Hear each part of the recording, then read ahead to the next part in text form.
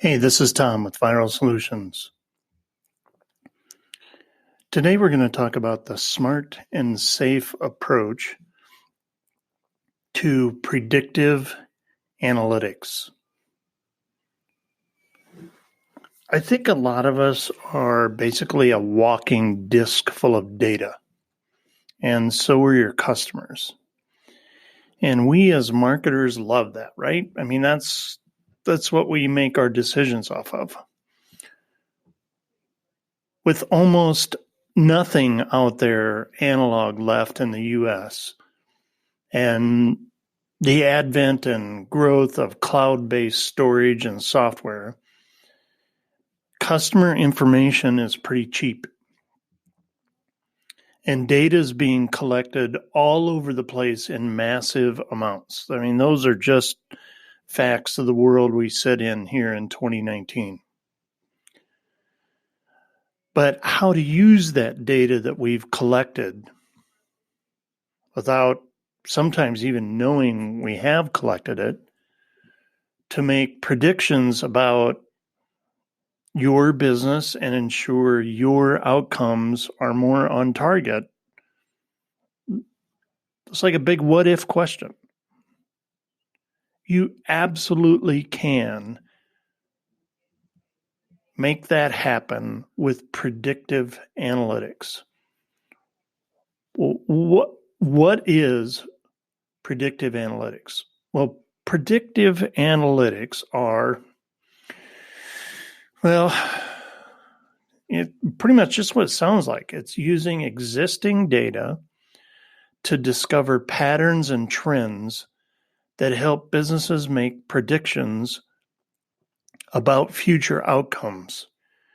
It's like a weather forecast for your company, helping you know whether you should bring an umbrella or cancel the event altogether. Predictive analytics uses probabilities, what-if scenarios, and risk assessments in an organized fashion to propel a certain outcome, and here's how it works. Historical data gets uploaded in a predictive algorithm that then takes certain trends and patterns into account to come up with a model. Then that model is applied to current data to make predictions about the future. Those predictions are then used to make informed decisions that result in better outcomes. By analyzing a company's historical data and applying machine learning and artificial intelligence, predictive analytics helps them identify risks, opportunities, competitive advantages to improve operations, increase revenues, better serve customers, maintain a given level of retention, decrease turnover, things of that nature. So who's using it? Who's using predictive analytics? Well, there's a survey out, a research study done by Dressner Advisory Service. And it found that while about 23% of businesses are actively using predictive analytics, an additional 51%, or almost 3/4 of the pot as a whole, are looking to use it. So we're at the beginning of what is sure to be a massive development in marketing analytics. And that's going to make a big change because some of the big guys that are leveraging predictive analytics are people like Netflix. They use customer viewer data to predict what movies and shows they can create that will be successful. Match.com. They use data to predict what two people work out well together. And of course, Facebook, the behemoth of personal data. They use data to predict user preferences. and that allows marketers to run more successful ads on their platform. So how do you apply predictive analytics in marketing? Well, in terms of application, the possibilities are endless with predictive analytics. But let's dive into some examples of how other companies are using this technology.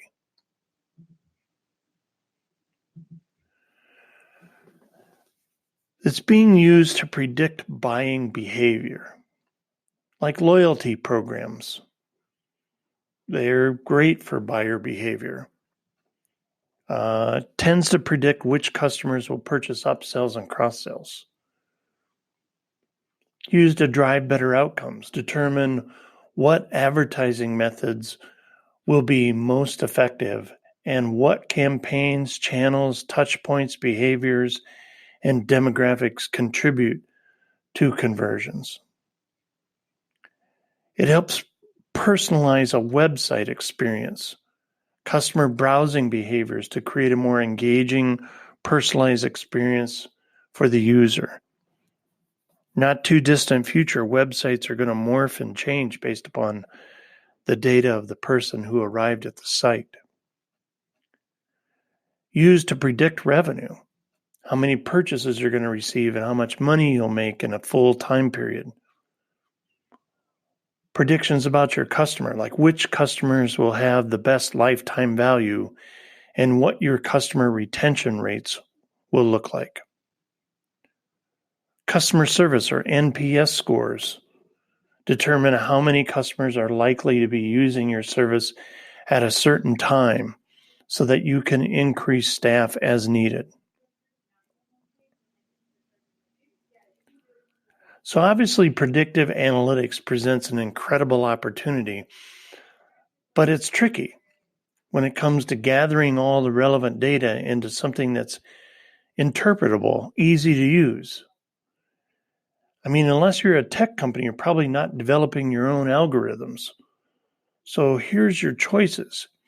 You either purchase a software that can do that, or you hire an agency that knows how. Purchasing software that you can adapt to meet your needs is a solution that matches high-level expertise with a do-it-yourself component. Pricing varies greatly depending on the number of users and the amount of data. At a minimum, it starts at about $1,000 a year, and you can go up to hundreds of thousands of dollars depending on how complex, how much data, how many users, all that things. Some companies to look at are SAS Advanced Analytics or IBM's SPSS or Microsoft Dynamics CRM Analytics Foundation or RS Studio. And if you want a list of 20 of them, we found them at financesonline.com/predictive-analysis. And software is definitely helpful, but it isn't without its limits because the data has to be formatted, understood, and you got to have somebody that knows how to use it. You got to link up nodes. You got to make visualizations. All these things require a learning curve and a ton of time. And that's why it often pays to hire an agency to create a predictive analytics model for you. They'll analyze your data, put it into a usable format for you, be more customized to your needs, and an outside perspective is almost always good. How do you create a predictive analytics campaign? Well, you're either going to use a software, you're going to use an agency, or maybe a combination of both. And it's good to have a good grasp and an understanding of how that works. From a very simplistic standpoint, here's how it's going to play out. You're going to choose your insight. First, you need to know what you want to know. What are the most important questions you need answers to? What would greatly improve your business and revenue if you had a crystal ball? Then acquire the data. Do you have raw material to create that kind of prediction? Do you have the data you need to gain the insight you're seeking? Are you currently collecting that data? And if you are, how clean is it? How long have you been collecting it? How big is it? Do you have enough of it to make a good analysis? Then you need to create the algorithm. That's the model that will take the prediction that you're looking to gain. Your system needs to know, well, it needs to now learn from that data. Okay, that's a good algorithm. And you need to create the algorithm that'll allow that to be great. Then you plan the campaign. Because once you have the predictions, you need to have a campaign in place and be ready to rock and roll once the insights start rolling in. Now, here's where you need to be careful. All you need to do is get the software or hire the agency, and boom, your business is going to transform, right? Nope. It's just not that simple, because data is amazing, but it's literally paving the future as software companies come up with more and more ways to use it to our advantage. But it's also dangerous because there's privacy issues out there, and all the data that's collected on us in this digital age, much of that privacy is going by the wayside. As marketers, we gain the most from customer data because it allows us to address people at the right time in the right place for the right need. With great reward, though, comes great risk. And you have to remember that managing customer data puts a huge responsibility on you. So follow these 3 steps, and you should be doing it right. First, you got to say no. You got to protect your company and know that you're responsible for any misuse of data that originated there. That means if you're sharing data with a partner and they use it poorly, it's going to come back to you. So either don't share it or be really careful and make sure you disclose what you're doing in your privacy policy. You got to think of your customers, your prospects, the people that are on your website, for example, as friends. Don't think of them as just data.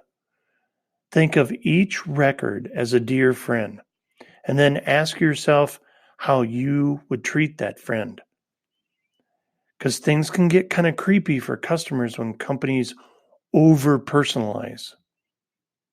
Think of it like this. Would you make the recommendation to a dear friend because you know them and what they like?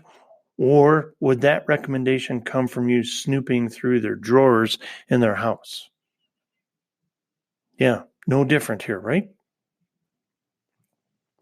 Be transparent. Don't bury the fact that your customers gave you permission to use their data in your terms of service. That's being a little shady, and it gives a sleazy impression. Instead, make it front and center and always give them an out if they decide they don't want you to have their data. There's a good guideline out there set up by the FTC, the Federal Trade Commission, at ftc.gov/tips-advice. And it's called Ppi Guidelines.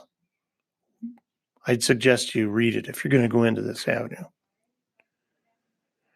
Predictive analytics. Companies can use that data, and it can come from their CRM, their social media aggregators, logistics, purchasing systems, all to understand how their customer is looking forward, or give you a more forward-thinking perspective rather than a in the rearview mirror perspective.